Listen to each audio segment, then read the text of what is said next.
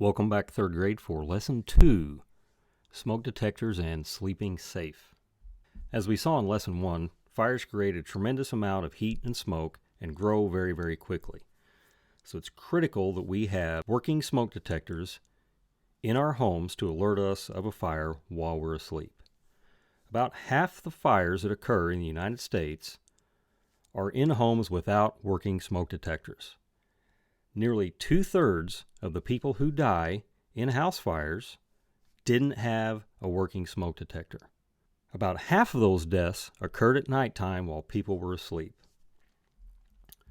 Let's watch this video where a woman credits smoke detectors for saving her life and her entire family while they were asleep and a fire happened.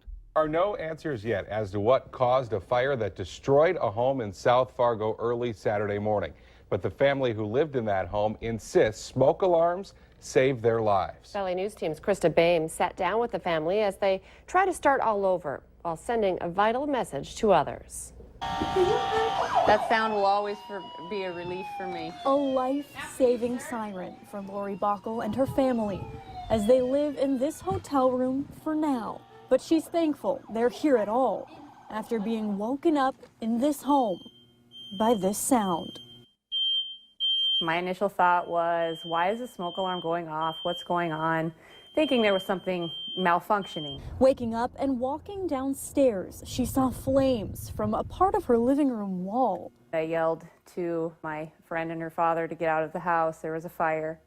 And I ran upstairs, yelled at my daughters to get up and get out of the house. You remember being barefoot outside? Yeah. That was cold. It was cold outside. Outside and safe, the house was already taken over by flames when she realized one person wasn't beside them. It was horrifying, actually, to think he was in the house and he wasn't going to get out. He was changing his clothes.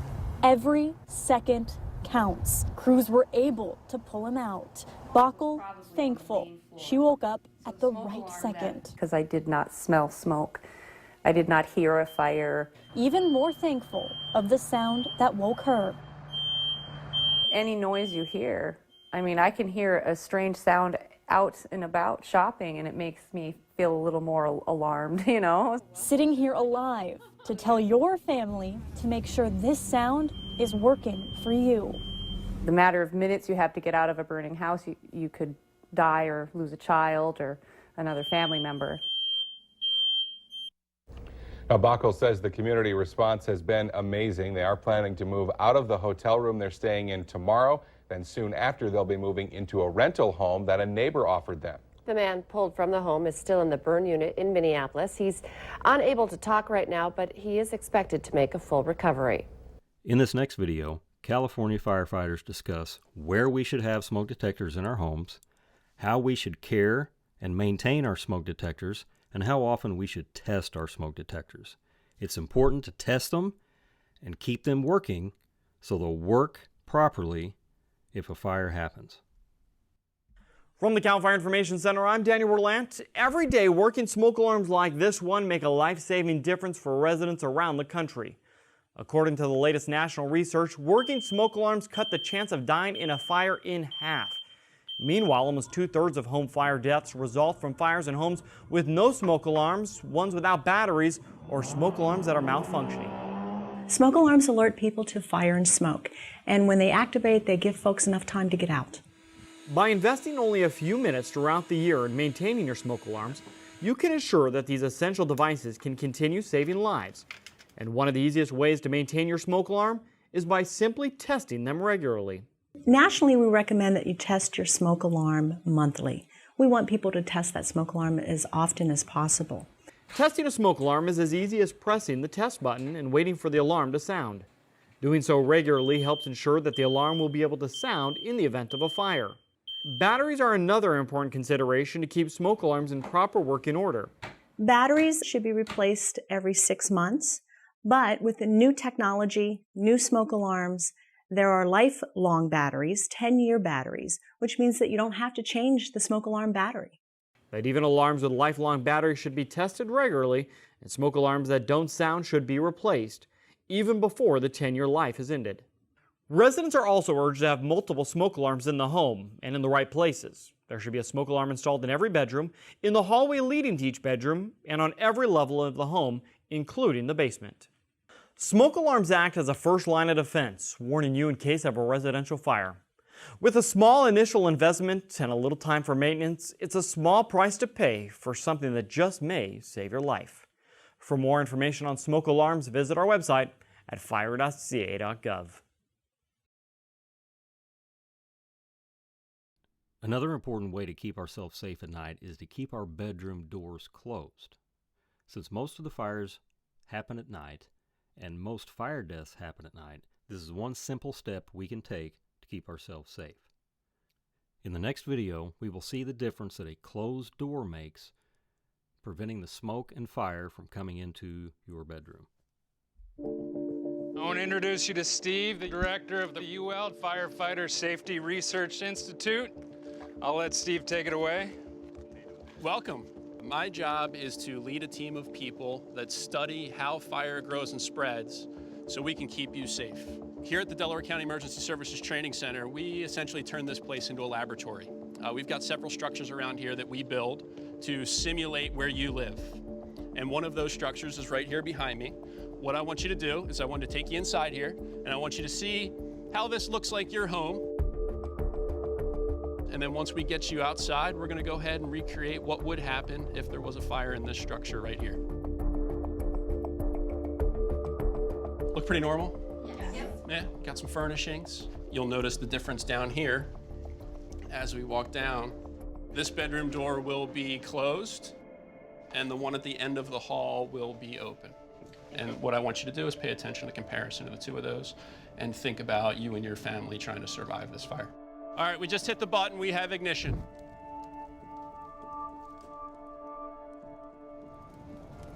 Oh boy, there she goes. Oh man, that is scary. It's scary, right? It's really frightening. Look, we have smoke coming out over here already. Smoke's coming out. What a lot of people don't realize is that the furnishings that are in our homes today are made of synthetic materials. So they burn so much faster than your old natural cotton-filled furnishings used to be. The statistics that we've seen through our research is in about 40 years ago, you had about 17 minutes to get out of your house after the smoke alarm sounded. Now you have less than 3 minutes. Holy crap. See, this is the things that we were.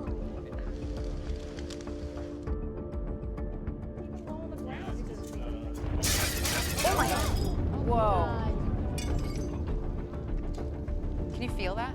How can you survive that? Seriously. That is insane. All right, go ahead, knock it down.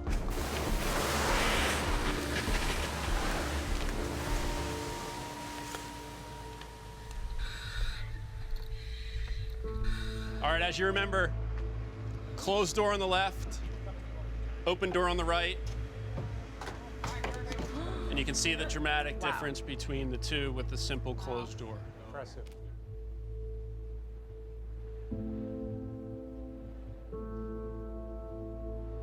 We want people to be as prepared as possible and understand the importance and how little time you have and what that simple barrier can provide to you and your family should you have a fire.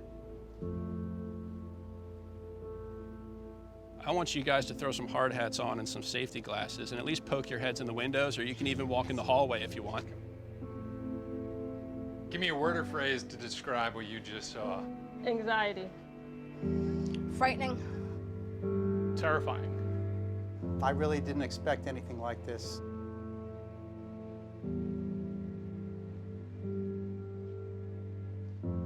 I'll ask you one last time. In the event of a fire, are you safer sleeping with the doors open or the doors closed? Without a doubt, the door closed. Definitely with the doors closed, and from now on, the doors will be shut at night. Definitely closed. Closed. Definitely closed. And I'm surprised by it. It's always great to be able to get the message out when we can take our research and get it out into the community to change behavior with the message of close before you doze. It feels great, and hopefully we can save lives. If there was one bit of advice that you could give friends or family today, what would it be? Close before you doze. Close before you doze. Close before you doze. Close before you doze. Close before you doze. The key fire safety messages we want people to have are, one, have working smoke alarms in every level of your home, inside and outside every sleeping room. We want everybody to have an escape plan. Should you have a fire, you should know how to get out quickly. And if you can't get out quickly, having a closed door between you and where that fire is critical to your survival.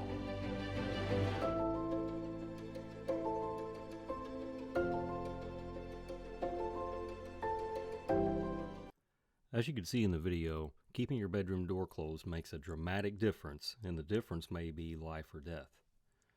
With the door closed, temperatures stay much lower inside the room.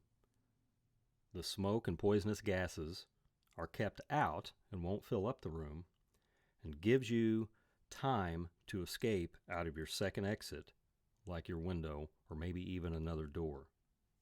Here are a couple more photo examples of the difference a closed bedroom door makes. The room on the left was completely filled with smoke and heat, whereas the room on the right is almost clear and totally survivable. This photograph, the fire occurred at the other end of the house in a living room area, but you can see the heat and smoke filled the hallway. But with the door closed, the bedroom was perfectly safe and the people had time to escape out of their window. Next week's lesson, we will talk about escape plans and why it's important to practice escaping from your house and practice using your second way out.